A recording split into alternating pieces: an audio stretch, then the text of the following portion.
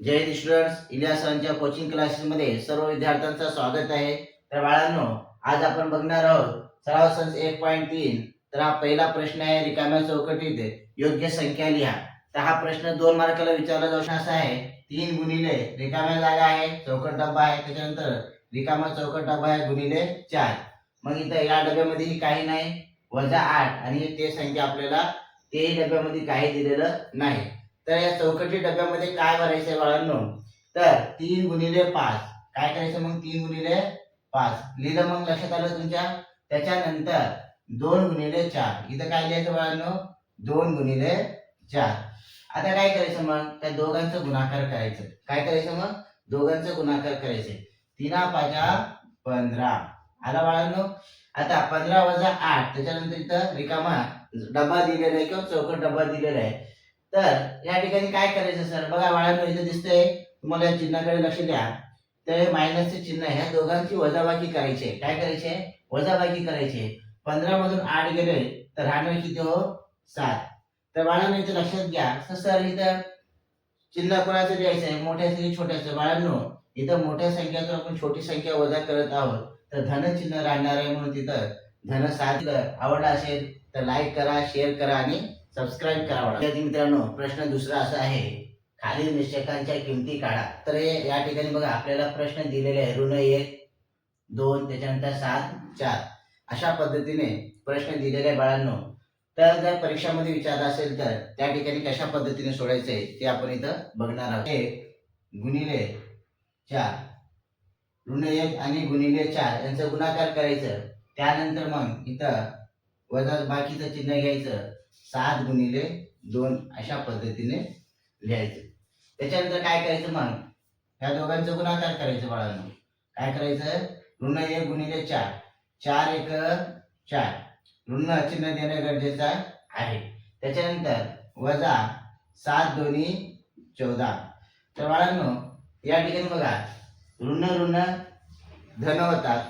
14 आणि 4 किती झाले? 15, 16, 17, 18 झालेले आहेत. तर या ठिकाणी मोठ्याचं चिन्ह आपल्याला देणं गरजेचं आहे. तर बाळांनो, अशा पद्धतीने हे गणित आपल्याला सोडायचं आहे. मधला दुसरा गणित आहे. तर बघा, गणित करत असताना बाळांनो लक्षात ठेवायचं आहे, 5 गुणिले 0, त्याच्यानंतर 3 गुणिले ऋण करायचं. जर तुम्ही ऋण 7 गुणिले 3 घेतलात तर गणित चुकू शकते. त्यासाठी 5 गुणिले 0 आलं लक्षात. त्याच्यानंतर वजा 3 गुणिले ऋण 7 अशा पद्धतीने लिहिणं गरजेचं आहे. 5 0 0. आता बघा बाळांनो, वजा वजा काय होते? बघा, वजा 3 गुणिले वजा 7, तर ऋण ऋण काय होणार आहे? धन होणार आहे.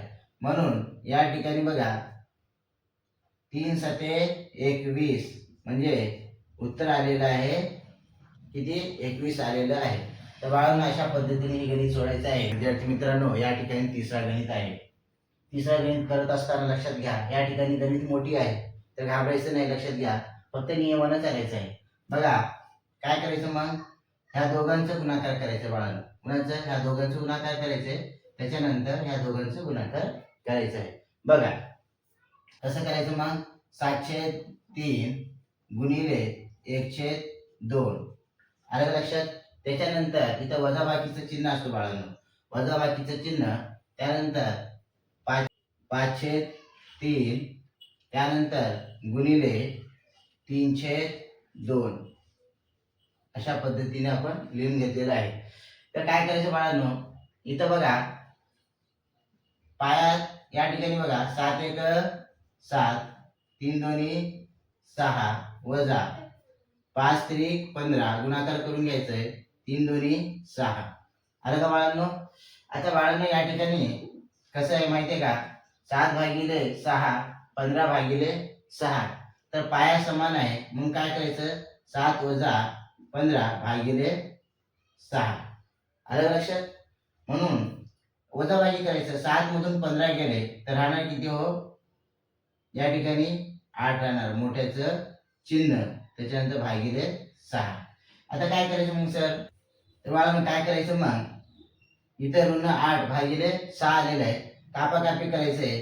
2 चौक 8, 2 त्रिक 6, म्हणजे ऋण 4/3 असं या पद्धतीने उत्तर आले